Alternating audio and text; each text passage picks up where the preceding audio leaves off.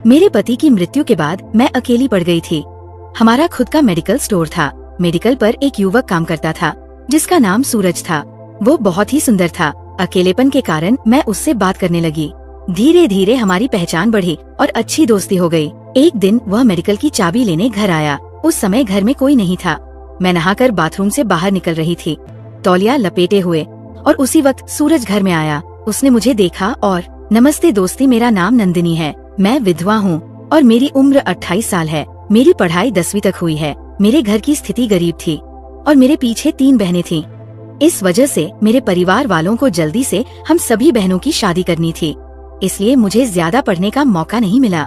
10वीं के बाद मेरे लिए रिश्ते आने लगे।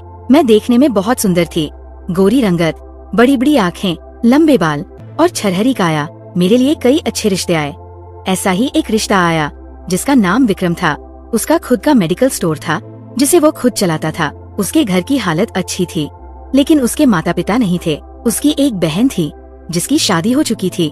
विक्रम बहुत होशियार और देखने में हैंडसम था। हमारी शादी तय हुई और जल्द ही शादी की तारीख पक्की हो गई। शादी के बाद हम दोनों एक दूसरे से बहुत प्यार करते थे। विक्रम मेरी हर छोटी बड़ी जरूरत का ध्यान रखता था। मैं भी उसे भरपूर प्यार देती थी। मेडिकल स्टोर में ग्राहक बढ़ने लगे तो विक्रम ने अपने पुराने दोस्त सूरज को काम पर रख लिया। सूरज भी बहुत सुंदर और ईमानदार था।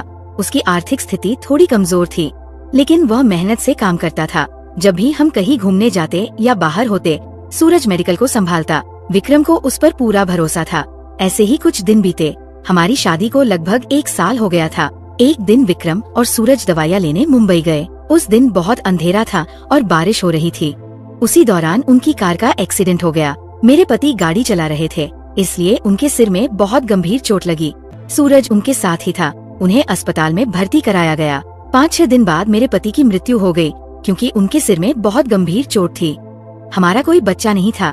मैं नंदिनी क्या करूं, कुछ समझ नहीं आ रहा था। मैं पूरी तरह टूट चुकी थी। मेरे पति की मृत्यु के बाद मैं 2-3 महीने के लिए गांव चली गई। मेरे माता पिता मुझे गांव ले गए थे। उन्होंने मुझे बहुत समझाने की कोशिश की।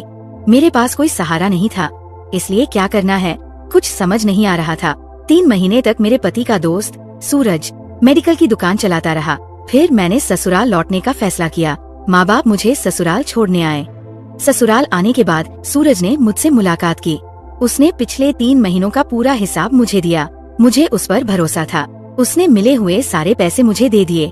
मैंने उसका बहुत धन्यवाद किया। मेरी पढ़ाई ज्यादा नहीं हुई थी, इसलिए मुझे मेडिकल का व्यवसाय कुछ समझ नहीं आता था। मैंने सूरज से कहा, अब से तुम्हें पूरी मेडिकल संभालनी होगी। मैं तुम्हारा वेतन भी बढ़ा दूंगी।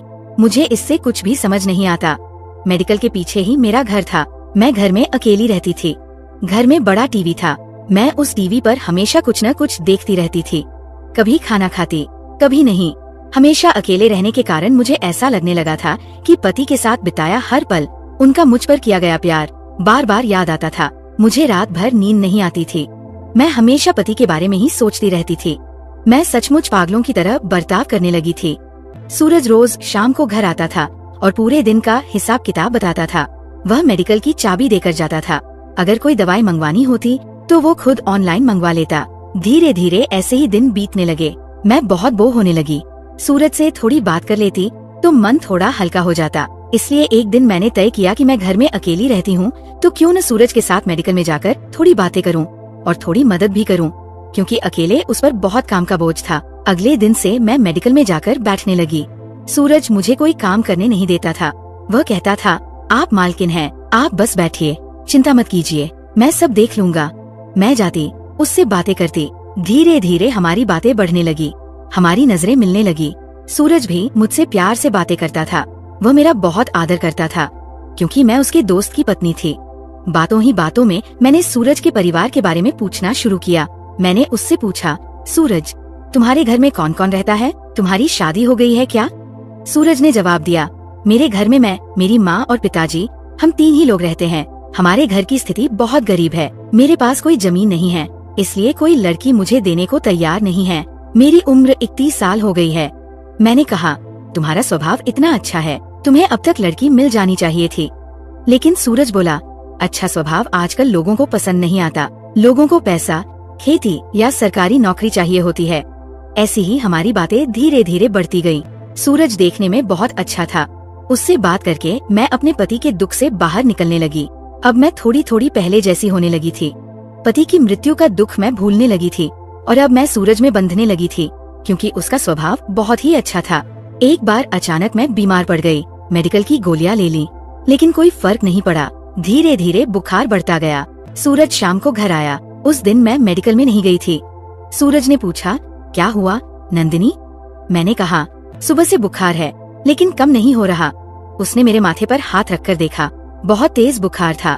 फिर वह मुझे तुरंत अस्पताल लेकर गया। डॉक्टरों ने देखकर कहा कि टाइफाइड हुआ है, इसलिए 2-3 दिन भर्ती करना पड़ेगा। सूरज बोला, मैं आपके साथ रुकता हूँ। फिर डॉक्टर ने मुझे भर्ती कर लिया। सूरज मेरे लिए बहुत दौड़ भाग कर रहा था।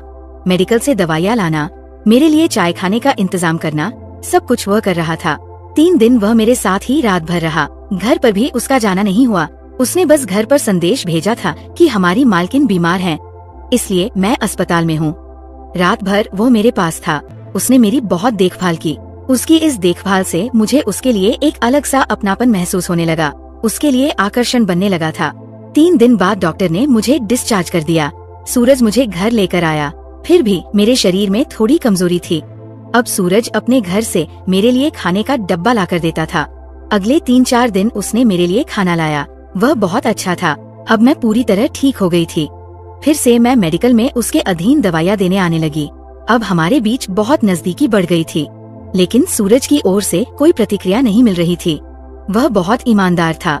मेडिकल की चाबियाँ हमेशा घर पर ही रहती थी। हर रोज सुबह सूरज आकर वो चाबियाँ ले जाता। वे टीपॉय पर रखी होती थी। ऐसे ही एक बार मैं बाथरूम में नहाने गई थी। सुबह के 9 बजे होंगे। सूरज चाबियाँ लेने के लिए आया। दरवाजा अंदर से लॉक नहीं था। उसने दरवाजा खोला और अंदर आ गया। तभी मैं नहाकर शरीर पर तौलिया लपेटकर बाथरूम से कमरे में बाहर आ रही थी।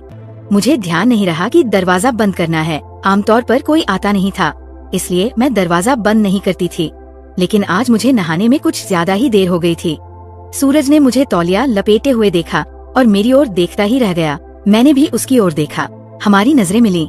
मैं शर्मा गई। मैं पीछे मुड़ गई। सूरज ने चाबी ली और कुछ भी बोले बिना चला गया।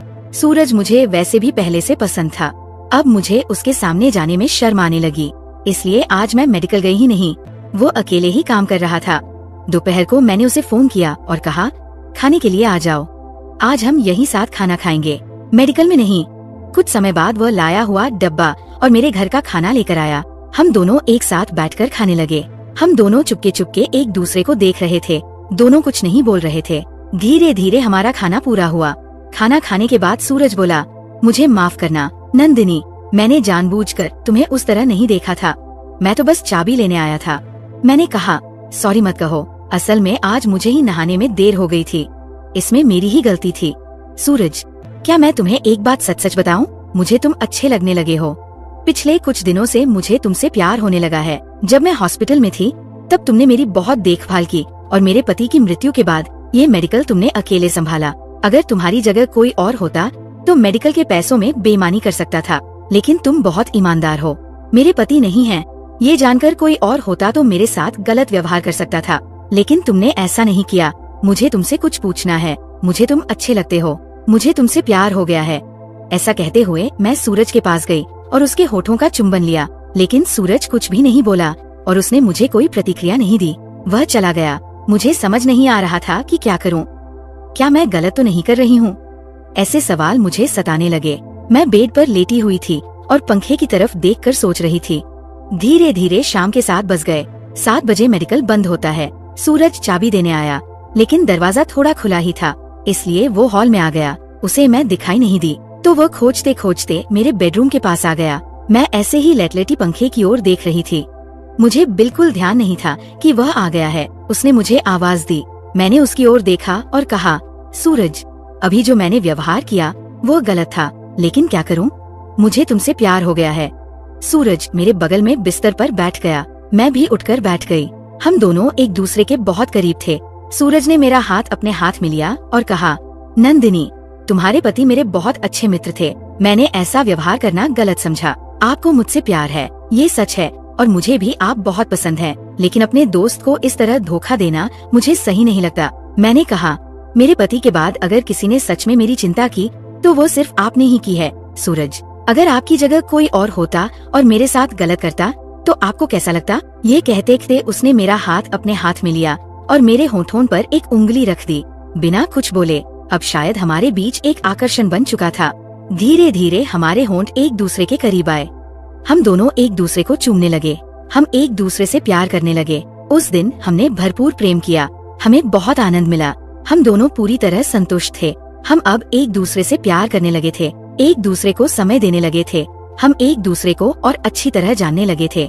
सूरज मुझे एक पति की तरह बेहद प्यार करने लगा था। तब मैंने सोच लिया कि अगर मैंने सूरज से शादी कर ली तो क्योंकि सूरज को कोई लड़की नहीं मिल रही थी और मैं विधवा थी, तो हमारी शादी से उसका भी वो सवाल हल हो जाता। एक दिन जब सूरज दोपहर को खाने के लिए आया, उसने कहा, मुझे आपका ऐसा फायदा उठाना अच्छा नहीं लग रहा। अगर हम शादी कर लें तो क्या हर्ज है? मुझे भी उसका विचार सही लगा। फिर हमने तय किया कि हम शादी करेंगे। कुछ ही दिनों में हमने शादी कर ली। अब मैं, सूरज और उसके माता पिता, हम सभी एक साथ रहते हैं। हम एक दूसरे से बहुत प्यार करते हैं। मुझे एक पति का सहारा मिला और सूरज को एक समझदार पत्नी। हम दोनों अपनी जिंदगी में बहुत खुश हैं। आपको क्या लगता है? मैंने और सूरज ने शादी की, ये सही है या गलत? कमेंट में जरूर बताइए। कभी कभी जिंदगी हमें बहुत दर्द देती है, कुछ खो जाता है, लेकिन उन्हीं दुखों से सच्चा प्यार और सच्चा साथ मिलता है। सूरज जैसे व्यक्ति पर भरोसा करना कोई गलती नहीं, बल्कि ये दूसरा मौका पाने जैसा है। प्यार सिर्फ पहली बार ही होता है, ऐसा नहीं। वह सही इंसान की वजह से फिर से होता है और तब जिंदगी भर टिकता है। अगर आपको भी प्यार में दूसरा मौका मिले तो डरिए मत, उसे स्वीकार कीजिए। दोस्तों, सूरज और मेरी यानी नंदिनी की ये प्रेम कहानी आपको कैसी लगी? अगर अच्छी लगी तो चैनल को लाइक, शेयर और सब्सक्राइब करना